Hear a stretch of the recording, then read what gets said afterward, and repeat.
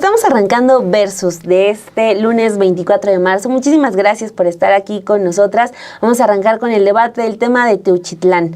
Las dudas, las lecciones, pero hoy también con la información que se da a conocer por parte del secretario de Seguridad Pública y Ciudadana, tenemos algunas certezas.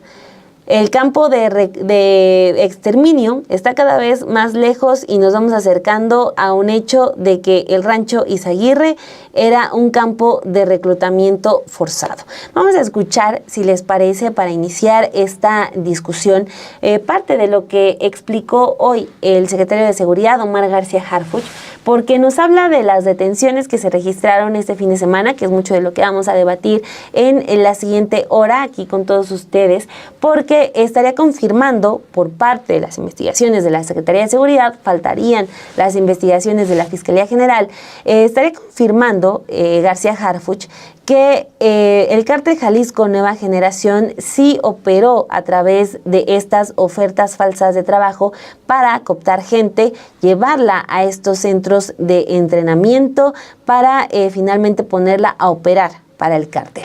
Vamos a escuchar parte de lo que presentó Omar García Harfuch para iniciar con este Versus. En representación del Gabinete de Seguridad y por instrucciones de la presidenta Claudia Sheinbaum, informo lo siguiente.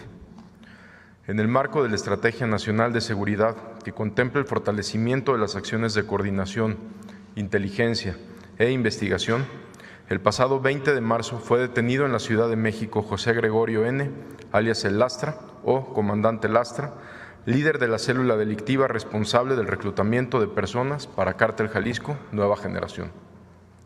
La detención la llevó a cabo personal del Ejército Mexicano, de la Guardia Nacional y personal de investigación de la Secretaría de Seguridad. Lo anterior fue resultado de trabajos de investigación de gabinete y campo, en seguimiento a las actividades delictivas que realizaban integrantes de esta organización criminal para mantener su presencia en varios puntos de la región. Mediante las investigaciones, se pudo identificar su estructura criminal y principales líderes operativos, entre ellos José Gregorio alias Lastra, quien es uno de los principales colaboradores de Gonzalo N., alias El Sapo, uno de los líderes regionales en Jalisco, Nayarit y Zacatecas para la organización criminal. De acuerdo con la información obtenida, esta persona, identificada como Comandante Lastra, era responsable del reclutamiento para el Cártel Jalisco Nueva Generación y tenía a su cargo el centro de adiestramiento ubicado en el rancho Izaguirre, en el municipio de Teuchitlán, Jalisco. Se le vincula con el reclutamiento de personas para la organización delictiva durante el periodo de mayo del 2024 a inicios de marzo del 2025. Se tiene conocimiento que José Gregorio N. contaba con un grupo de colaboradores dedicado al proceso de reclutamiento, el cual tenía las siguientes características. Utilizaba principalmente redes sociales para ofrecer oportunidades laborales falsas mediante engaños, además de usar grupos cerrados donde se mencionaban las actividades delictivas. Algunas de estas publicaciones referían ofertas de trabajo para la organización criminal y ofrecían un puesto como guardias de seguridad con un pago de 4,000 a 12,000 pesos semanales. Los interesados eran citados en distintas centrales de autobuses, desde donde eran trasladados al centro de adiestramiento en el rancho Izaguirre. Ya en el rancho, el adoctrinamiento consistía en el manejo de armas de fuego y acondicionamiento físico. Los reclutas, al llegar al lugar, dejaban sus pertenencias y eran uniformados con ropa y botas tácticas. También les retiraban sus celulares. El entrenamiento tenía aproximadamente un mes de duración, tiempo en el que permanecían incomunicados. Dependiendo de las aptitudes, a los reclutas se les otorgaba un puesto dentro de la organización y asimismo eran asignados a distintas entidades para incrementar el estado de fuerza de la organización delictiva. De acuerdo con el testimonio del detenido, llegaron a privar de la vida a personas que se resistían a recibir el adiestramiento o bien intentaban escapar del lugar, así como golpearlos y someterlos a algún tipo de tortura. Los trabajos de inteligencia permitieron conocer que José Gregorio también es identificado como el autor intelectual de la privación ilegal de la libertad de 2 estudiantes universitarios en junio del 2024. Asimismo, se tiene conocimiento que el 10 de marzo del presente año se reunió con Gonzalo N. en Puerto Vallarta, Jalisco, donde recibió la orden de terminar las actividades de adiestramiento. Posteriormente se ocultó en el municipio de Tala, Jalisco, para finalmente trasladarse a la Ciudad de México y tratar de ocultarse en la capital. De esta manera, se desplegó un operativo encabezado por la Secretaría de la Defensa Nacional en las inmediaciones del kilómetro 15 de la autopista México-Toluca, en la alcaldía Coajimalpa, donde fue detenido en compañía de Abril N., de 43 años. Cabe mencionar que, derivado de los trabajos de análisis y seguimiento, el área de investigación y patrullaje cibernético de la Secretaría de Seguridad y Protección Ciudadana realizó la búsqueda y análisis de perfiles en redes sociales relacionado con el reclutamiento de personas para su incorporación a actividades de la delincuencia organizada, lo que permitió dar de baja 39 páginas de reclutamiento en diferentes plataformas. Esta revisión a distintas plataformas continúa, así como la solicitud de baja de muchas páginas más. De septiembre del 2024 a la fecha, han sido detenidas 49 personas relacionadas con las actividades de reclutamiento, destacando entre ellas a José Gregorio N., líder de estas operaciones. Estas acciones representan un avance significativo en el esclarecimiento de los acontecimientos ocurridos en el Rancho Izaguirre, en Teuchitlán, Jalisco. Esta detención aportará elementos esenciales en las investigaciones que desarrolla la Fiscalía General de la República. El Gabinete de Seguridad continuará con las investigaciones y las acciones operativas para detener a los responsables de estos hechos y llevar a la justicia a las víctimas y familias que han sido afectadas por estos grupos criminales.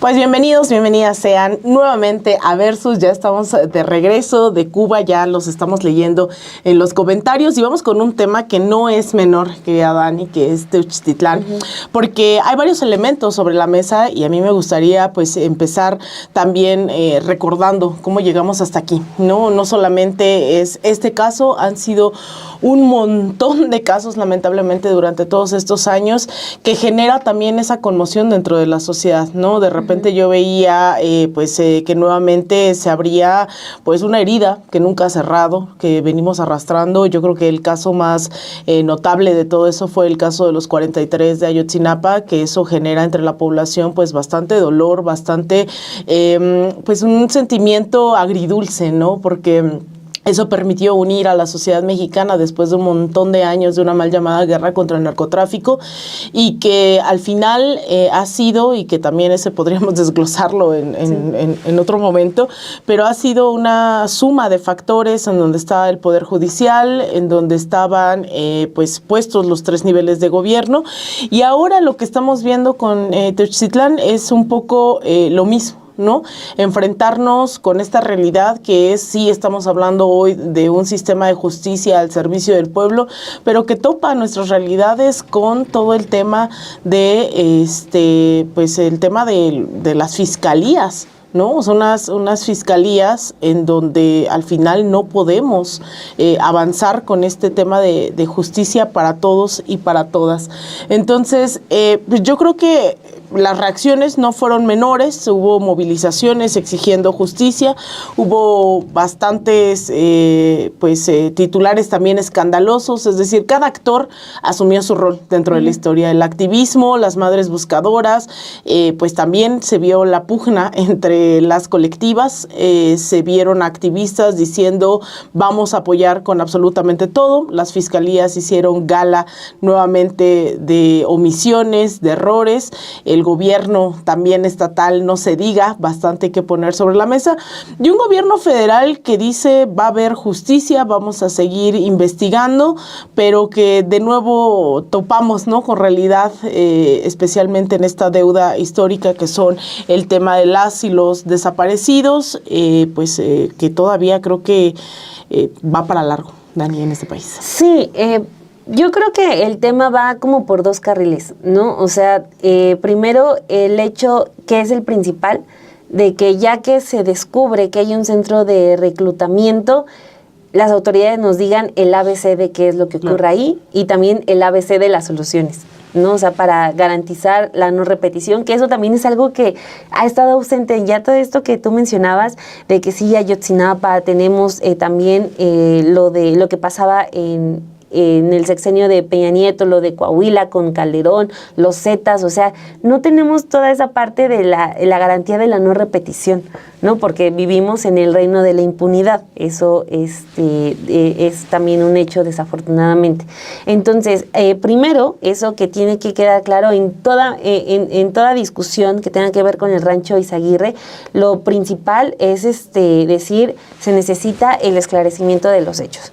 Ahora, en segundo plano está todo el asunto político, ¿no? Que es como ahorita, pues sí ya estamos como pues viendo que hasta el hallazgo de restos óseos está puesto en duda, lo que nos lleva al cuestionamiento de, en algún momento, sí hubo indicios para hablar de campo de exterminio, o sea, porque ya regresando a nuestros pasos, así como fue avanzando la cobertura mediática de todo este caso, o sea, hay quienes incluso se atrevieron a decir que era el Auschwitz mexicano, claro, ¿no? O sea, lo que es un asunto mayor, porque pues estamos hablando de uno de los episodios más oscuros y más dolorosos de la historia del mundo y de cómo siempre tiene que quedar ese episodio para recordar de lo que es capaz el fascismo, claro, en el poder.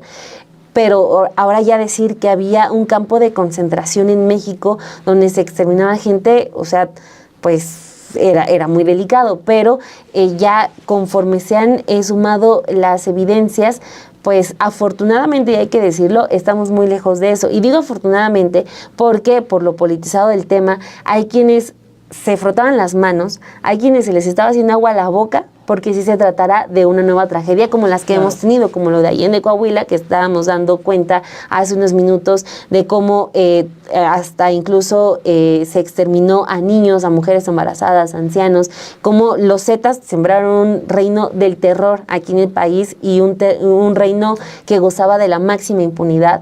Entonces, o sea, regresar a esa pesadilla, pues creo que nadie lo quiere, aunque sí hay un grupo que deseaba, ¿no? Por eso tenemos este asunto de la Ayotzinapa de Claudia, que claro, esto ya era el Ayotzinapa.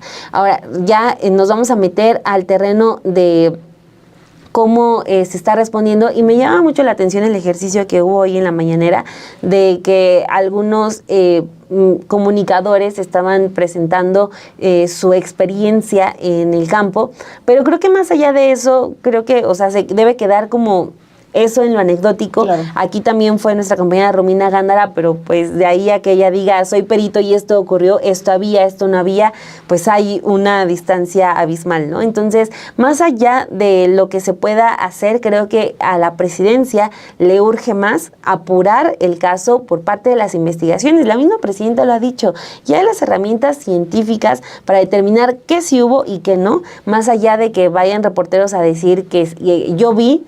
O sea, y reporteros también, todos nosotros con una experiencia nula en peritajes de, o sea, cómo se ve un terreno donde incineraron a una persona, ¿no? Cada claro, cuándo lo has visto o tienes la capacidad para decir si hubo o no hubo. Habrá quien sí, Dani, pero también es eso, ¿no? Es decir, necesitamos las pruebas y las investigaciones. Sí. O sea, más allá de que tú estés muy seguro, pues al final de eso se trata de la rendición de cuentas y el acceso a la justicia. Sí, y entonces ahí queda el reto de poner a trabajar a Gertz Manero, ¿no? O sea, de decirle, sí está muy bien que ya te despiertes cada 15 días los martes para venir al informe de seguridad, pero el trabajo no basta con hacer conferencias de prensa, ¿no? Con asistir y responder a 2 cuestionamientos de periodistas, sino con trabajo concreto, ¿no? Porque eso es el reto de la Fiscalía, porque es muy triste también estar esperando a que esa oficina se ponga a trabajar cuando ya lleva algunos años, pues nada más como que haciendo como que hace, con muchos de los casos emblemáticos que se han caído. Entonces, pues ahí está la urgencia. Más allá, insisto, yo sí creo de las anécdotas de periodistas que se presentaron hoy, creo que lo que urge realmente es lo otro. Y ahí está la manera en cómo sí se va a poder atacar y tirar toda esa campaña, que también eso me parece 100% real, la campaña mediática de bots y troles que se presentó la semana pasada. O sea, sea, ese también es un hecho, pero no se ataca con otros periodistas, se ataca con la investigación real. Y yo creo que de nuevo, ¿no? Hay mucha, o sea, cuando digo se vislumbran todos los actores que quedaron de por medio dentro de esta historia, es en efecto, ¿no? Por un lado, las autoridades estatales, que no necesariamente son autoridades reconocidas por buscar justicia y el bienestar social, ¿no? En un estado plagado de este tipo de cosas que al final no se sabe, no se investiga, ¿no? Las fiscalías son muy opacas. Otro de los actores son justamente esas fiscalías, en donde desde esta misma mesa hemos insistido N cantidad de veces que esta reforma al Poder Judicial en algún momento tendrá que tocar esas fiscalías que no se están tocando actualmente. Entonces, esos son dos. Y la otra es la que tú mencionas, Dani, que es el tema de los medios de comunicación. Ahí hay una responsabilidad brutal, porque yo creo que pasaron muchas cosas, ¿no? Incluso yo reconozco que hay compañeros, compañeras que se asumen de izquierda, y el asumirse de izquierda pasa por buscar justicia, igualdad y demás, pero pues hubo compañeros que se dejaron llevar, ¿no? En donde pues de primera mano estaba el vamos a decir que sí hay ese campo, no lo vamos a negar, en vez de poner los acentos y decir vamos a exigir justicia, reparación de los daños y establecimiento de garantías de no repetición. Eso no ocurrió. Hubo como los extremos de a ver quién tuitea más, ¿no? A ver quién es más irresponsable. Y yo creo que eso, no estoy diciendo que no se critique, sino que es tan delicado que no tendríamos por qué estar sacando de nuestro ronco pecho lo primero que se nos ocurre, sino exigir lo mismo en todos los casos, que se esclarezca lo que está ocurriendo y en función de eso presionar a las autoridades correspondientes. Porque muchos dicen también, sobre todo estos grupos de la derecha, que a veces la Cuarta Transformación se la pasa diciendo que pues todo es culpa del pasado, pero en realidad es que no hay forma de entender lo que estamos viviendo hoy. Les molesta mucho, ¿no? O sea, hay que recordarlo. El contexto les molesta. Tiene un origen que es una mal llamada guerra contra el narcotráfico, que fue la copia y calca del Plan Colombia en los 90s, que metió a Colombia en la crisis de la cual tampoco han podido salir, que llevó al asesinato incluso, ¿no?, de algunos candidatos presidenciales de izquierda, que se metieron en una lógica terrible, ¿no?, de falsos positivos, que se quiso implementar aquí en México con la iniciativa Mérida de Felipe Calderón. Eso derivó en lo que hoy estamos viendo. Y después no solo fue la copia y calca, sino que el Estado asumió un rol de defensa de uno de los cárteles en este país, porque el mayor cártel en este país era el Estado mexicano, y que eso llevó a que colapsara y que utilizara todo el aparato del Estado para proteger a esos grupos del crimen organizado, y que pues no solamente lo tenía claro Felipe Calderón, sino era parte de esto, ¿no? Y todos estos personajes. Entonces sí es importante decir cómo ocurrió esto que estamos viendo el día de hoy. Ahora, la Cuarta Transformación, y lo que tenemos que exigir es que eso, yo recuerdo, y si lo cito muy seguido, ¿no?, en una charla que tuvo aquí en México el expresidente ecuatoriano Rafael Correa, y lo traslapo a otros horizontes, decía, no, en un gobierno de izquierda no es que no exista la corrupción, sino que se vuelve intolerable, no se debe permitir.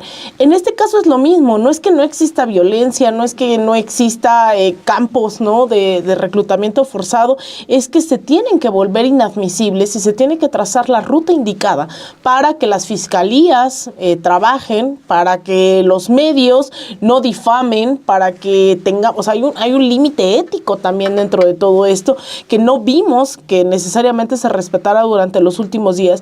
Y ya por último, lo que decías, esto del Auschwitz mexicano, vaya, es que es una, de verdad, yo no sé cómo pueden decir de repente que en México hay una dictadura, cuando vienen a decir este tipo, no solamente de sin sentidos, sino de blasfemias total, ¿no?, que trastocan todo el límite histórico, no tiene nada que ver con eso, ¿no? O sea, no es como que el narcotráfico está generando un modelo de identidad en donde va a exterminar a cierto grupo étnico dentro de la población.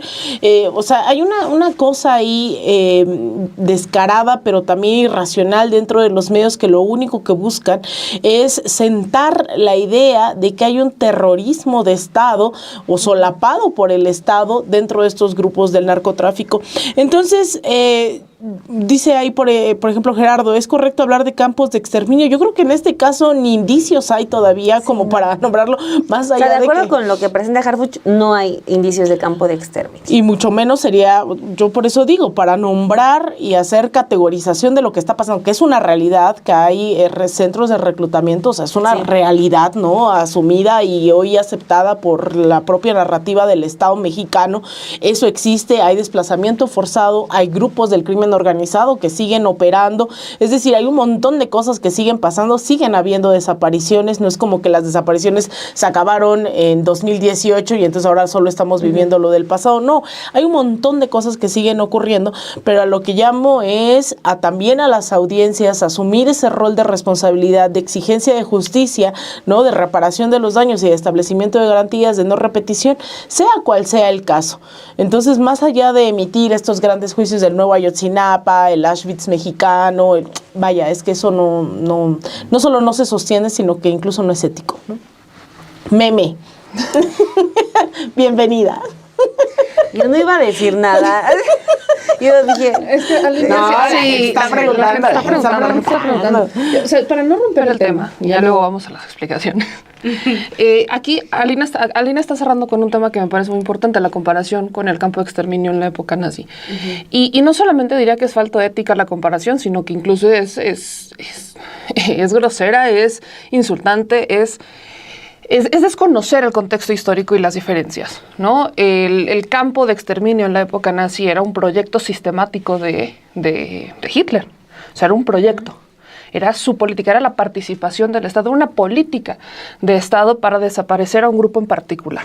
En el caso del Rancho Izaguirre, no hay indicios de que sea un campo de exterminio, pero tampoco somos peritos, ¿no? Nosotras, yo no fui, tú tampoco fuiste, fue Romina, pero sí vimos las imágenes, sí vimos lo que estaba ahí, escuchamos los testimonios, vimos a las madres buscadoras y lo que sí podemos decir es que hay una omisión sistemática, ¿no? Porque no es el primer caso en donde las fiscalías no hacen su trabajo.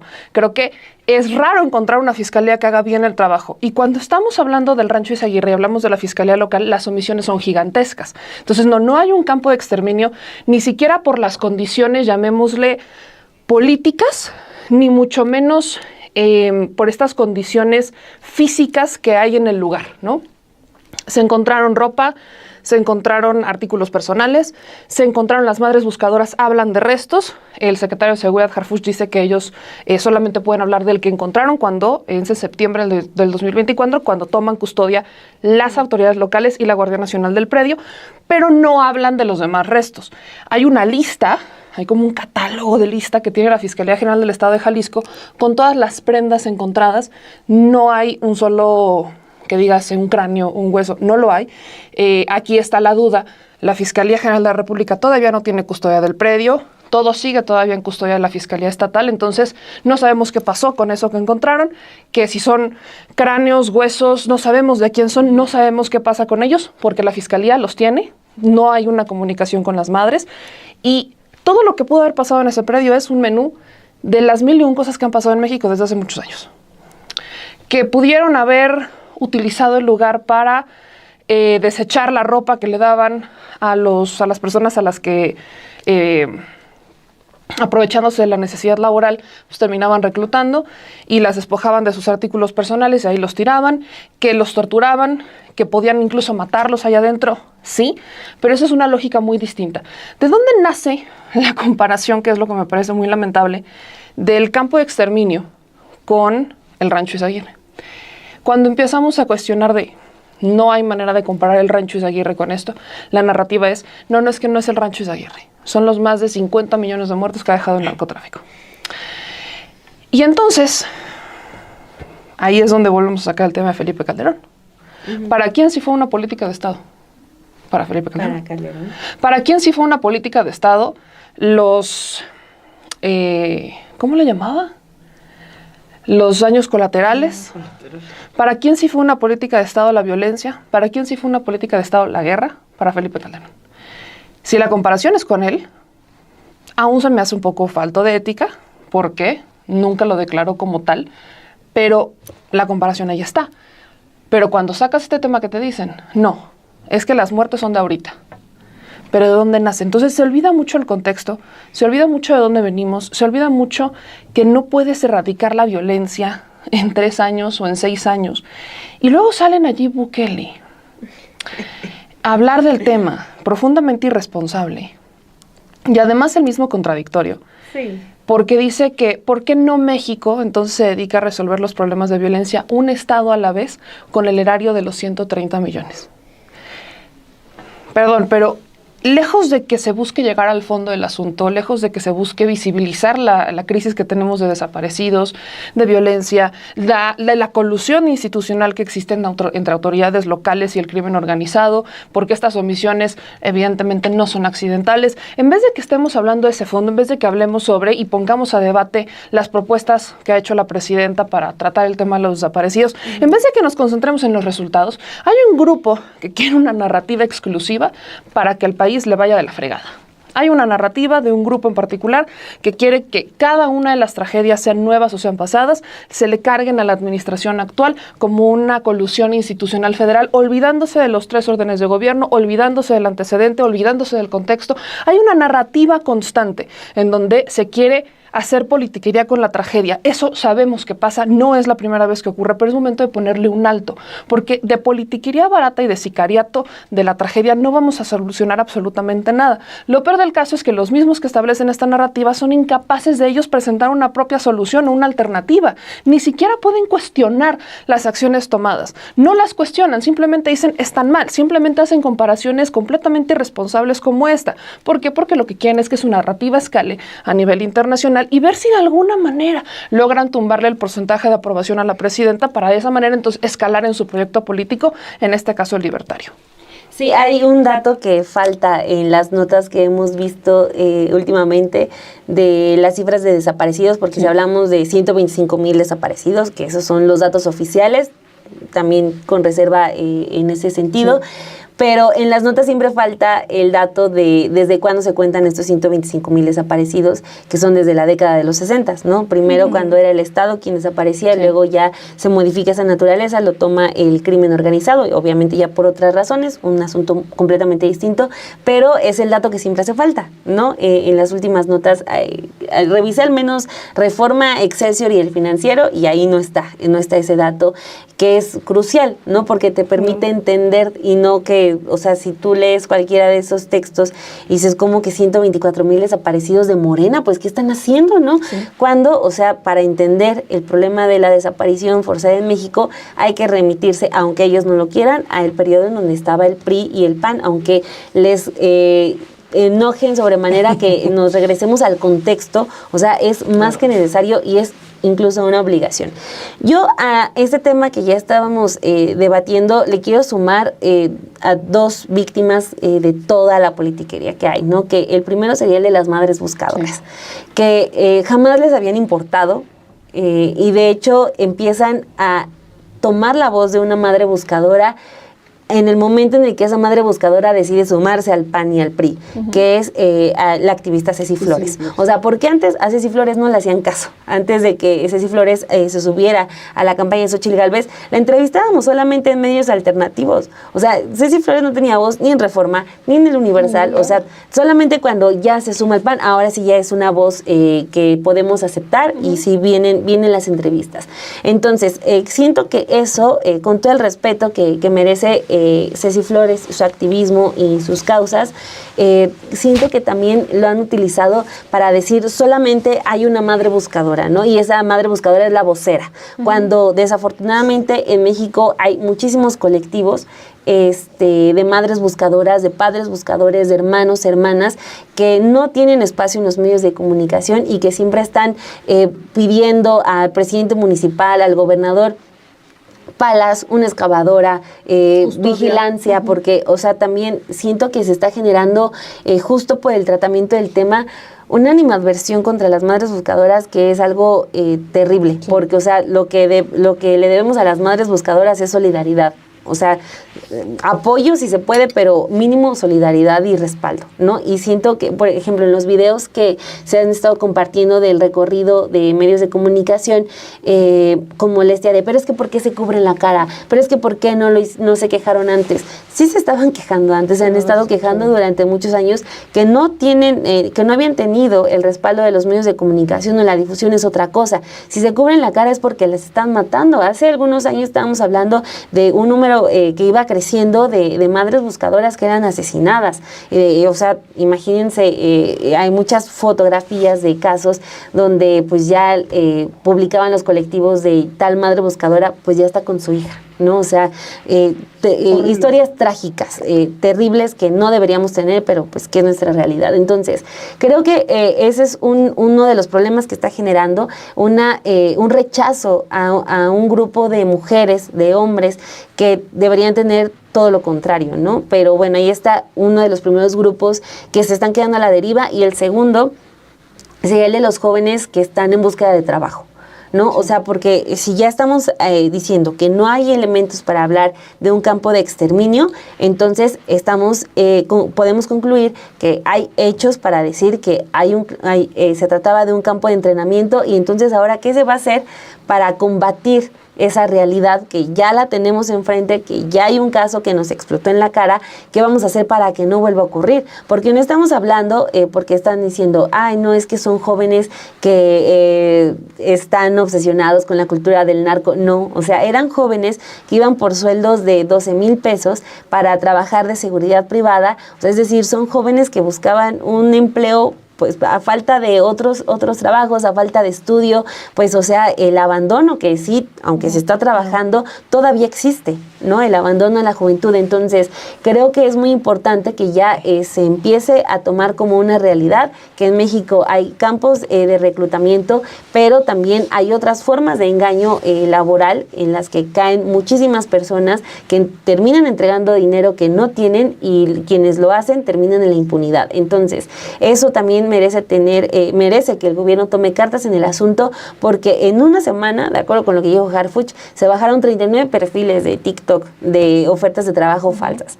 Si eso se hizo en una semana, o sea, creo que pueden tener esa capacidad para hacer algo muchísimo más a fondo, pero sí creo que de toda esta narrativa, de todo lo que hemos tenido de campaña en estas semanas, los grupos que salen perdiendo son los jóvenes y las madres buscadoras.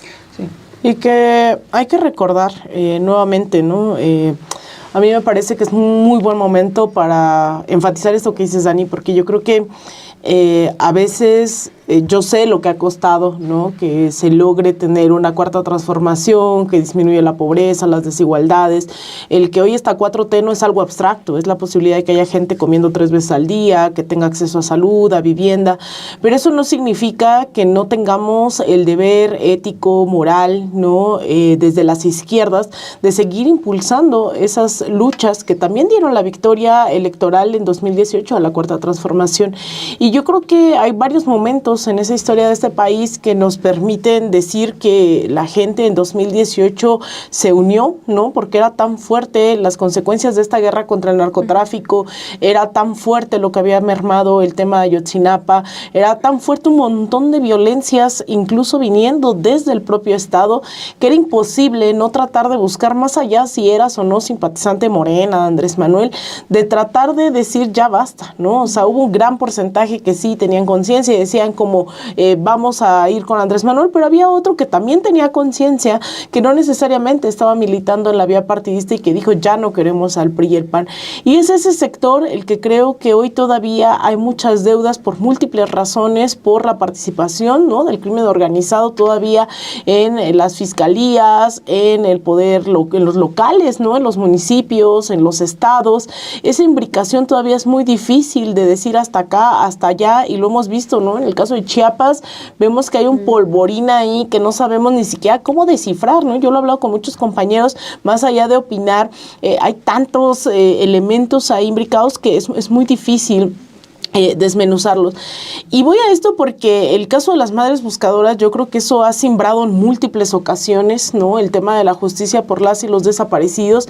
Ha habido muchos momentos de quiebre. Ustedes recordarán también este movimiento por la paz con justicia y dignidad, que también tenía que ver, ¿no? Con la búsqueda de esos familiares o con justicia para quienes estaban desaparecidos, asesinados, el no más sangre. Me estaba acordando ahora que mencionaban esto de don Nepomuceno Moreno, ¿no? Que es, yo creo que uno de estos símbolos que hay que tener presentes todo el tiempo, que él se la pasó durante mucho tiempo buscando a su hijo desaparecido y de repente él encontró quiénes habían sido los responsables, supo lo que le habían hecho a su hijo y a sus amigos, que además era muy fuerte porque él narraba, ¿no? Cómo es que los habían destrozado con motosierras y los habían echado en tanques de ácido, y a los pocos días que él había mandado mensajes a este movimiento por la paz con justicia y dignidad diciendo esto: ya sé quiénes son los responsables, me estoy metiendo con gente grande del narcotráfico, yo sé que voy a morir, pero aún así yo me prometí que iba a dar, ¿no?, hasta donde tuviera que ir por saber qué había pasado con mi hijo, y lo asesina, ¿no? O sea, él sabía que lo iban a asesinar, pero había toda una falta, ¿no?, de un equipo de justicia que le diera acompañamiento a alguien que hizo la búsqueda de su hijo, ¿no? Entonces, como esa, hay un montón de historias, ¿no?, que justo no hay que ligarlas con, y más allá de este último episodio de Ceci Flores, pues la vimos también hace unos meses, recordarán también en el caso de Iztapalapa, en donde denunciaban lo mismo, ¿no? Exactamente. En medio de la campaña presidencial. En medio de la campaña presidencial, diciendo que habían encontrado restos y que habían encontrado, y al final no era eso, ¿no? Entonces también yo sé que hay muchas familias, madres buscadoras, colectivas, no solo de madres, sino también de gente que se ha solidarizado y que está apoyando en territorio la búsqueda de desaparecidos y desaparecidas, que dicen, pues con Ceci basta, ¿no? Porque vimos a Ceci ahí con Xochitl Gálvez, ¿no? Y está en su derecho, ¿no? O sea, claro, está en su derecho, y la gente dice, bueno, hasta aquí no, ¿no? Incluso esto en el Zócalo, ¿no? Sean de izquierda, sean de derecha, se acercaron a decirles falta el templete, falta, y los colectivos dijeron no. Cuando ustedes sean de Morena o sean de Movimiento Ciudadano, no queremos nada, ¿no? Y está bien. Entonces, también es eso, ¿no? Yo creo que, y hay un deber doble, ¿no? Yo entiendo que a veces la gente dice, no, es que blasfeman contra Morena. Pues es que, amigos, siguen sin encontrar a sus hijos y a sus hijas, ¿no? Siguen habiendo fosas, seguimos encontrando un montón de cosas. Entonces, un poco ahí es de estos límites que hay que trazar, en donde la ética militante, la ética de izquierda tiene que seguir acompañando estas causas, seguir exigiendo justicia, y yo creo que en el debate se van evidenciando quiénes están con, ¿no? O sea, con quienes están con Latinos, con Xochitl Gálvez, con no sé qué, en una lógica de que incluso también, ¿no?, en el dolor de encontrar a sus hijos, pues dijeron, pues ya lo probé todo y estamos ahí, y los medios, y más bien no son las madres, sino también esos medios y esos grupos, ¿no?, parlamentarios de derecha, los que se aprovechan de eso, pero sí hacerle un llamado, ¿no?, a la gente a que también, pues sigamos pidiendo justicia, ¿no?, por Ayotzinapa, sigamos pidiendo justicia por todos y todas las desaparecidas en este país, que sigamos pidiendo justicia para esas familias que no logran llegar a los titulares de los medios de comunicación, que no, sus nombres de sus familiares no están en los medios, que no están en, pues eso, ¿no?, ni en las portadas ni en las redes sociales. Entonces todavía hay mucho que hacer por ahí. Yo sé que se ha insistido también, la 4T ha buscado, ¿no?, cómo hacer más efectivo el rastreo, ¿no?, de los de las osamentas, ¿no?, de restos óseos, para identificar mayormente, el que se tenga que hacer algo directamente, y que creo que lo estamos viendo ahora también con la nueva administración, que se llegue a la seguridad dentro de los municipios, ¿no?, que es donde pues dejaban hacer a quien fuera, ¿no?, en los municipios todo pasaba y nada. Entonces sé que se están dando muchos pasos, pero también creo que tenemos ese límite también de decir, bueno, es que hasta que no haga falta, hasta que no se dé justicia con eso y se esclarezca el caso y se establezcan garantías de no repetición, pues creo que las demandas de justicia tienen que seguir sobre la mesa. Yo ya agregaría, porque hablando de desaparecidos, se nos olvida también en el caso, por ejemplo, de Jalisco muy particularmente, que el gobernador Enrique Alfaro decidió dejar de informar a la base nacional, al sistema nacional, la cantidad de desaparecidos del estado de Jalisco. Llega Alfaro con una crisis de desaparecidos. Sí, llega con una crisis de desaparecidos, una crisis tan grave que incluso en medio de la transición entre el gobierno entrante ya de Enrique Alfaro, el CEMEFO decide incinerar más de 250 cuerpos que estaban en camiones refrigerados afuera de las instalaciones porque ya no cabían, y entonces los decide incinerar sin tomarle ningún tipo de huella o de rastro genético. Entonces esos 250 cuerpos ya no existen y no hay manera de ubicar. Estamos hablando de 250 familias que no van a saber si ahí estaba su familiar, o que nunca van a conocer la verdad porque nunca se les tomó un tipo de identificación genética. A ese nivel de crisis tenemos. La crisis también es más grande cuando recordamos que no porque en la lista estén un número quiere decir que están todos los desaparecidos. Claro. Recordemos que es una lista que apenas se viene como dándole orden, pero es una lista en donde pueden estar personas que por alguna situación, porque no es de manera voluntaria, están por alguna situación de violencia familiar y demás, decidieron irse sin decirle a nadie nada y se fueron a otro lugar, cambiaron su identidad y se desaparecieron, pero aún están vivas. Y también es muy posible que una persona o un resto que encuentres en una fosa ni siquiera se encuentre en esa lista de desaparecidos. O sea, ese es el tema que tenemos con estas listas, que puede haber más, puede haber menos. Hay una total incertidumbre. ¿Pero de quién dependemos para tener cada vez mayor certidumbre? De las autoridades locales. ¿Y qué es lo que pasa con las autoridades locales? Que son completamente omisas. Lo que hace Enrique Alfaro, de hecho es en el 2022, es que como él no estaba conforme con las cifras que reportaba la Comisión Nacional de Búsqueda, en particular de Jalisco, dijo que la cifra estaba mal, que la base estaba mal y que él iba a hacer la propia. Y lejos de que su propia base se homologara o que tuviera algún tipo de conexión con la nacional, se fue por la libre. Entonces, no sabes si hay registros duplicados, no hay manera de trazarlos, o sea, es una crisis importante. ¿Y qué es lo último que hizo Enrique Alfaro en este periodo? Que ahí es donde se le señala a él directamente por ser entonces gobernador del estado y a su fiscal. Quiero recordar que Enrique Alfaro, cuando se tiene custodia del predio que fue en septiembre del 2024, Enrique Alfaro ya estaba muy preocupado por su carrera como director técnico. Y andaba ya viajando a España, iba y venía, para que si presentar la solicitud de admisión, ¿no? Ya sabes que llenar los papeles, ya me lo imagino rentando incluso su departamento de estudiante. ¿Quién fuera Alfaro para tener esas preocupaciones, no? Lo peor del caso es que Enrique Alfaro tuvo esas preocupaciones 6 años, sí. Porque se acordarán que cada que había una crisis, cada que las madres buscadoras iban y le reclamaban algo, lo que fuera, él se desaparecía. O se enojaba. O se enojaba, es que hacía las dos, sí. Se enojaba y se desaparecía. Y una vez recuerdo que al inicio de su administración aplicó la de es que tengo que pasar tiempo en familia porque estoy cansado. Y me recordó mucho a Murillo Karam. Mucho me recordó a Murillo Karam con el estoy cansado, ya me cansé. Entonces, pues, ¿para qué te cansas si quieres ser autoridad local? Las madres buscadoras. O sea, de hecho, Alfaro quería ser presidente, ¿no? Quería. Ajá. Sí, en algún sueño muy guajiro. No hubiera podido y no, sería una locura si lo hubiéramos siquiera pensado. Pero, ¿a qué voy con todo esto?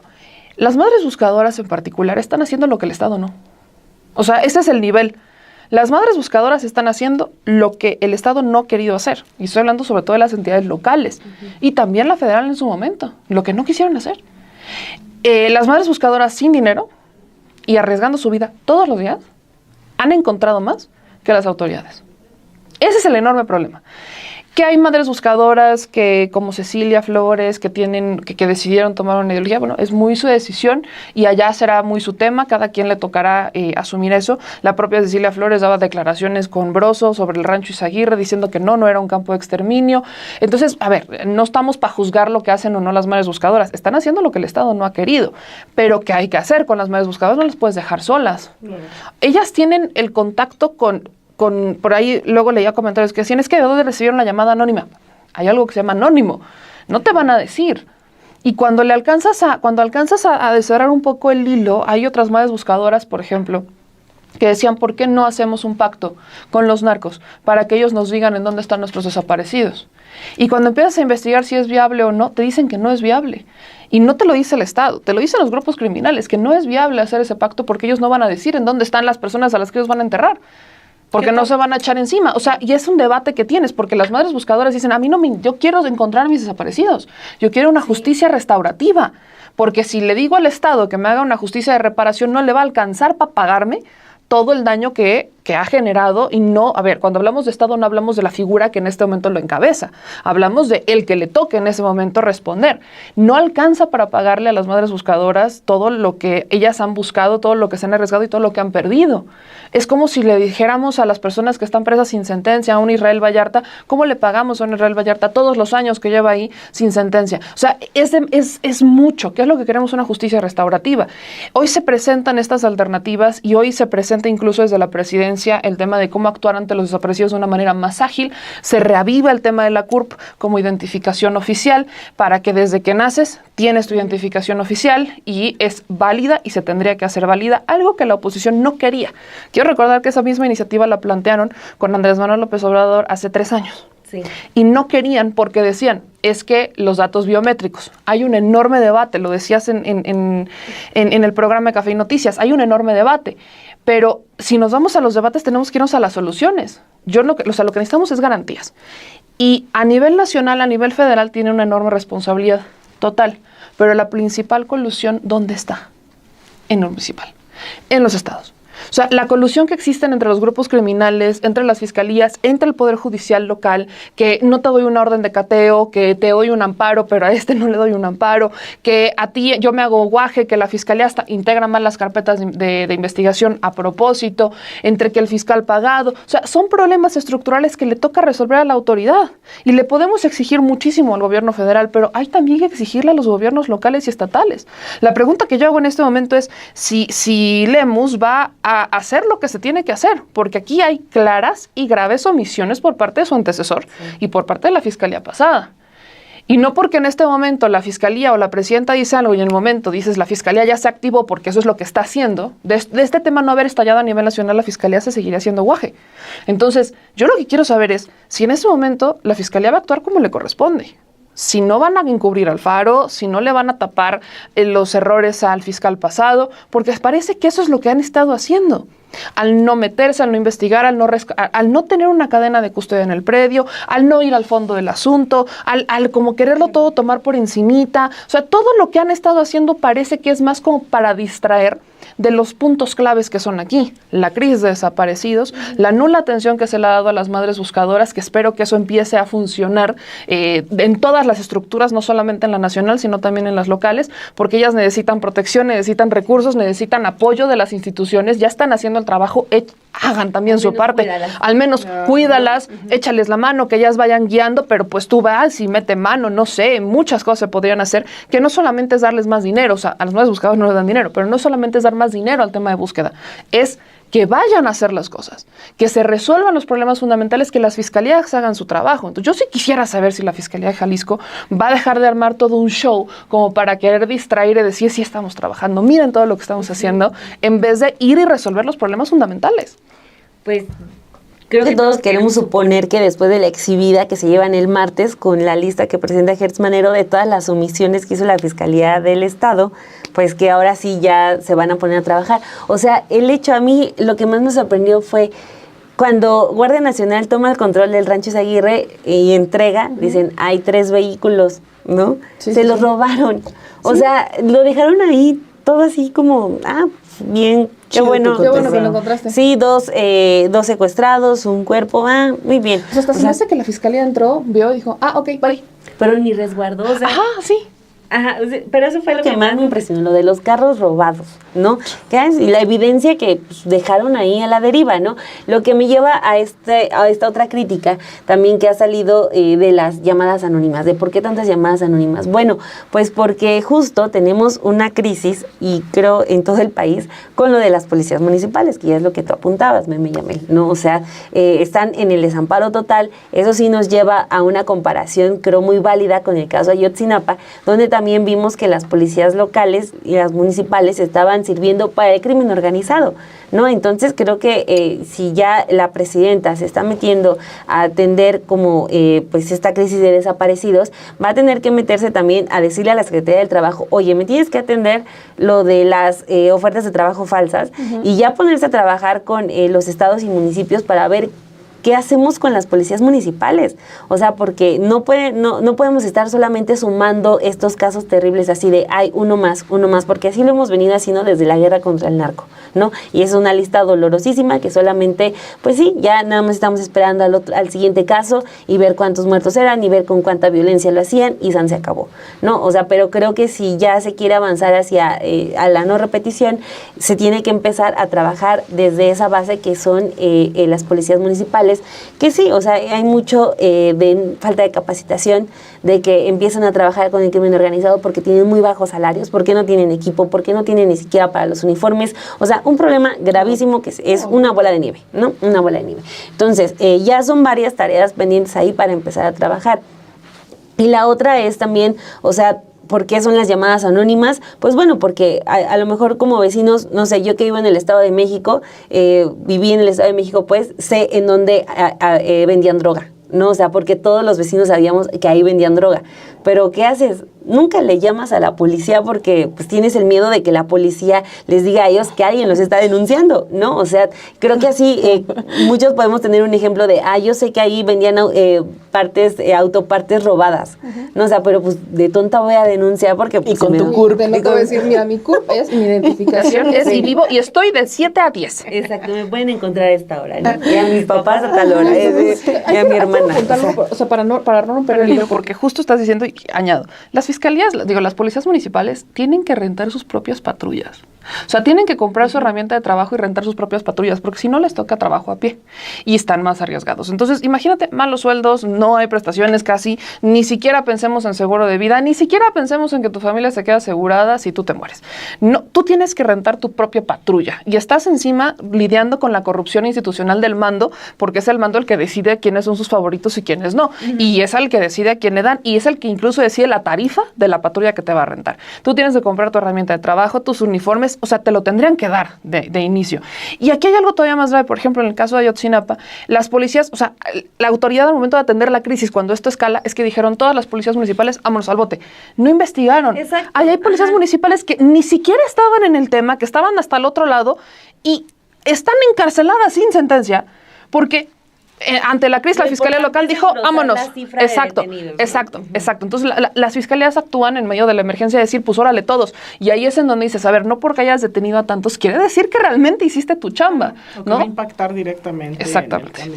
Bueno, pero eso es, yo creo que, o sea, a mí me da gusto que al menos ya estemos, ¿no? En eso, porque de repente ustedes recordarán que con la creación de la Guardia Nacional era como, bueno, vamos ya a tener una nueva fuerza de seguridad, ¿no? Como si de repente separarlo o dividirlos inmediatamente, eso permite que ya estén libres, ¿no? De todo pecado.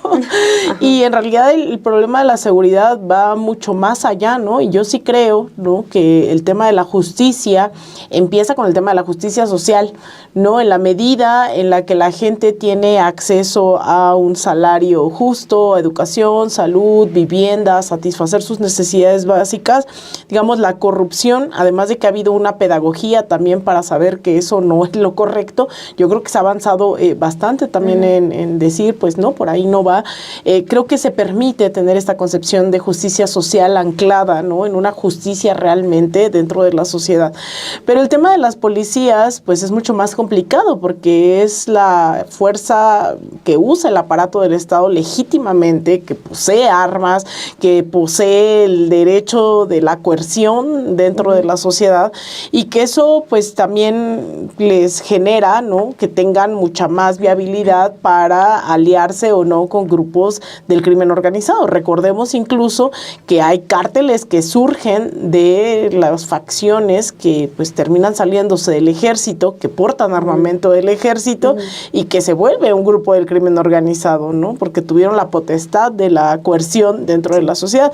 Entonces yo creo que no va a ser tan fácil en ese sentido el saneamiento pleno al 100% dentro de las fuerzas policiales o de la Guardia Nacional, pero es verdad que tiene que ir acompañado de otro tipo de estrategia. Y también eso, ¿no? O sea, sé que estamos hablando generacionalmente de un montón de años, pero pues eso también pasa por la educación en las instituciones, la educación dentro de la familia.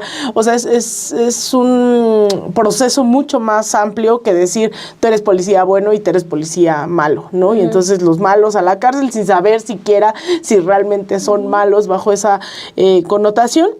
Y la otra, yo nada más cerraría diciendo eso nuevamente, ¿no? El tener que acompañar desde el periodismo, desde el activismo, desde las protestas, que nos sintamos convocados y convocadas también a seguirnos indignando ante cosas que lleguen a ocurrir con todo esto que hemos hablado y puesto sobre la mesa, decir, bueno, hay que exigir justicia, esclarecimiento de los hechos, garantías de no repetición, pero yo creo que eso va a ser muy importante para seguir democratizando la vida en este país y que no creamos que un gobierno va a tener la facilidad de solucionar todos los problemas dentro de la sociedad, porque esto no funciona así, ¿no? O sea, no todo es la tarea del alcalde, no todo es la tarea de la presidenta, todavía hay un montón de contradicciones en sociedades donde todavía hay desigualdad, ¿no? Se celebra que hay cada vez menos pobres, pero sigue habiendo pobres, sigue habiendo desigualdad, sigue habiendo concentración de la riqueza en pocas manos y sigue habiendo madres buscando a sus hijos y a sus hijas en fosas o en lugares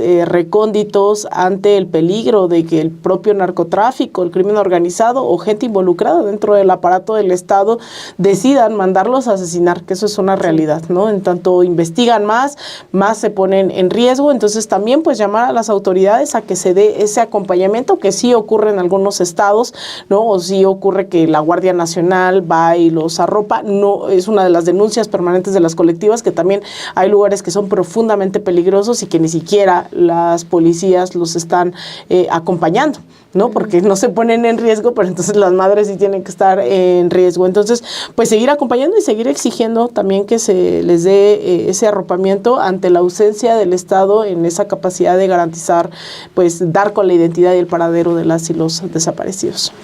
Bueno, Yamel, tu conclusión, la duda en Teuchitlán, campo de exterminio o de reclutamiento. Se cae la campaña. ¿Qué dices? La campaña nunca tuvo que haber existido, es profundamente irresponsable. Incluso el que los medios de comunicación, por ejemplo, decían en la mañana que tanto Latinos como TV Azteca habían tenido un acceso prioritario o previo al de todos los demás medios de comunicación, me recuerda mucho al montaje de Israel Vallarta, ¿no? Me regresa mucho a ese escenario. Entonces, aquí hay muchas dudas, ¿no? Hay muchísimas dudas. No podemos hablar de un campo de exterminio. Muchas personas dijeron, es que había hornos. Yo nunca vi los hornos, ni en las imágenes, ni mucho menos, pero el que no hayamos visto eso no quiere decir que ya no hayan pasado cosas trágicas. No quiere decir que ni siquiera en algún momento hayan matado gente o la hayan desaparecido. O sea, se confirma tortura, pero no sabes qué pasó. No sabes si las prendas ahí estaban o si las metieron después, no lo sabes. Y esas dudas que tenemos por la inacción, por la falta de protocolos, porque no existía una cadena de custodia por parte de la Fiscalía Local, son los que a mí me dan toda esta sensación de que va a haber impunidad. Porque sí, ya, tienes detenido a uno de los reclutadores y eso lo detiene el gobierno federal. Entonces tienes detenido a los reclutadores, perfecto. Pero el de verdad saber qué pasó ahí no solamente depende de que detengas a una persona, depende de que detengas a todos, de que accedas a la verdad, de que escarbes, que encuentres y que hagas tu trabajo. Y es un trabajo que no se hizo, es una escena contaminada, de principio a fin. Y eso es lo que los medios de comunicación tendrían que haber visto desde inicio, porque había un informe de la Fiscalía Local del 13 diciendo que no había indicios de que existieran hornos, pero sí encontraron restos calcinados. ¿En dónde están los restos calcinados? O sea, hay informes, muy pocos, pero existen ciertos informes de la Fiscalía Local que la prensa que se metió a hacer todas estas narrativas no buscó. Y luego se enojan porque dicen, es que nosotros sí somos periodistas, pero no hacen periodismo. Ni siquiera se metieron a buscar la información y cuestionar la información que existía y entonces corroborar y presentar y buscar las pruebas adicionales. No lo hicieron. Se ensañaron con una narrativa y eso solamente demuestra otra vez el profundo sicariato, lo digo con todas sus palabras, que existe de entre la colusión de la prensa con los políticos. Porque existe una colusión de la prensa con los políticos y eso se tiene que romper. Una cosa es que seas honesto y que digas cuál es tu ideología y que seas muy claro en eso, y otra cosa es no cuestionar lo que está ante tus narices. Y es muy triste porque son los mismos que se dicen ser objetivos y neutrales, cuando eso ya es un debate que hemos dado varias veces. Entonces, lejos de tildar de si es un centro de exterminio, lejos de ahí ocurrieron cosas horribles. No sabemos cuáles. Sabemos que hubo tortura, sabemos que hubo campo de reclutamiento, pero no sabemos más. Y lejos de ponernos nosotros a decir, es que ahí fue y señalar y demás, hay que hacer el trabajo que hay que hacer, que es respaldar, dar voz a las víctimas, estar de ese lado, buscar esas otras respuestas que no se han encontrado, llegar a donde igual y las autoridades no llegan porque no hay confianza. Eso es la otra parte que hay que hacer y no se ha hecho. Entonces me parece muy lamentable la manera en la que se le dio el giro mediático a todo esto, porque lejos de sumar, resta. Lo mismo que los políticos que no hacen su trabajo. Sí, mi conclusión también va en ese sentido, ¿no? De que todas las evidencias que tenemos nos tienen que llevar, sí, a la exigencia de justicia y de la verdad, pero también ya en el terreno de cada uno de nosotros a la sensibilidad y a la empatía. O sea, si escuchamos la lista de omisiones que da el fiscal general sobre lo que hizo la Fiscalía de Jalisco, que las mencionábamos hace un momento, uno se pone a pensar, si así se comportaron con el caso de un rancho en donde encuentran a 2 secuestrados, un cuerpo sin vida, ropa de personas, mochilas, ¿cómo se van a comportar con el caso de una jovencita que llegue diciendo que la abusaron sexualmente, ¿no? O sea, porque seguramente ya pasó. ¿Cómo se comportan con una mamá que dicen, oye, mi hija está desaparecida, oye, a mi hija, oye, mi marido me está golpeando, ¿no? O sea, si con un caso tan grande las omisiones fueron tan bárbaras, imagínense cómo se han comportado esas mismas autoridades con otros casos. Entonces, los migrantes que no tienen voz ni voto, que ha pasado también ya. Sí, la víctima perfecta, ¿no? No son de aquí, no son de allá, nadie los va a reclamar, entonces maltrátalos, ¿no? Así que quedarnos con eso de que el maltrato de autoridades, de quienes tienen que garantizarnos justicia, es eso, o sea, es humillante, es nefasto, entonces eso hay que replicarlo en otros lados, ¿no? O sea, no es que solamente sea en Jalisco, pueden ser en otros lugares, entonces también otro terreno que hace falta, ¿no? En el que hace falta trabajar. Pues, ¿terminamos? Terminamos agradeciéndole a toda la gente que se está...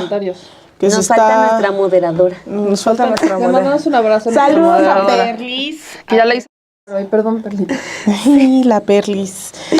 Bueno, está tomándose unos días. Miren, pues ahí está, gracias a Felipe, a Rodolfo también, que siempre está conectado, Andrea, a Alex, que se está conectando desde Canadá, también saludos a Canadá, Marcela, a Ernesto Beltrán, pues hay un montón de gente, la verdad, gracias por todos sus comentarios que siempre nos dejan. No olviden dejar también su like, les estamos muy agradecidas también de que cada lunes nos veamos por acá. Y nos dice Omar Valladares, perdónenme rápido. Sí. ¿Cuántos funcionarios municipales se irán a la cárcel por impedir la búsqueda de personas? Pues sí, eso también falta. O sea, que no solamente sean los implicados directos en el caso de reclutamiento forzado y tortura, sino también funcionarios que fueron omisos, ¿no? Y quiero leer el comentario de Roberto, ¿no? Dice Roberto Raúl, qué terrible y falta de ética que el que Meme y Pedrero afirmen sin resquicio a duda que no había crematorios. Ahora resulta que además de youtubers son peritos. Roberto, creo que le hace falta leer la información que se publicó, al menos Domila, yo puedo hablar por mí, no puedo hablar por los demás. Creo que hace falta que lea la información que se publicó, creo que hace falta que escuche lo que acabamos de decir, porque lo que se dijo es no había hornos, no había hornos. Nunca dijimos que allá no hubieran cremado gente, que es muy distinto, porque hay muchas maneras de cremar y de incinerar gente o de deshacerse de los cuerpos que no son a través de hornos. No había hornos. Un horno tiene una estructura que debe de contener ciertos grados de calor. Eso es público, no hace falta ser perito. Eso es, y además se dijo a simple vista, porque esa es la palabra clave, a simple vista. No sabemos si había en el fondo, no sabemos si hubo y luego los quitaron años después, no sabemos. Entonces creo que la palabra clave es esa, que a simple vista, y eso es lo que valdría la pena que favor escucharan antes de continuar con ello. Lo comentamos al inicio, o sea, el testimonio, el reporte de reporteros no sustituye en ninguna medida la investigación. Así es. ¿No? O sea, ahí eso es un hecho, ¿no? Dice, faltaríamos a la verdad. Totalmente. Sí, quisiéramos hacer algo así. Y bueno, nos pide María Luisa Álvarez Montaño que le mandemos saludos, así que saludos también ahí a María Luisa Álvarez. Muchas gracias por conectarse. A Julia Vizcarra, que también siempre nos ayuda con la difusión. Julia es la mejor. Siempre nos comparte comparte ahí en historias y todo en redes, sí, la amamos mucho. Pues ahí Andrea Robledo, bueno, un montón de gente, de verdad, sí. Gracias por conectarse desde tantas latitudes. También le mandamos saludos a nuestra querida Perlis. Y y pues nos vemos aquí el próximo. Muchas gracias, Alina, Meme. Nos vemos la próxima semana. Gracias, Dani. Bueno, cuídense mucho, nos vamos a quedar a platicar un rato nosotras. Chisme. Bye, feliz lunes. Cuídense. Feliz lunes, sigan compartiendo, nos vemos. Like.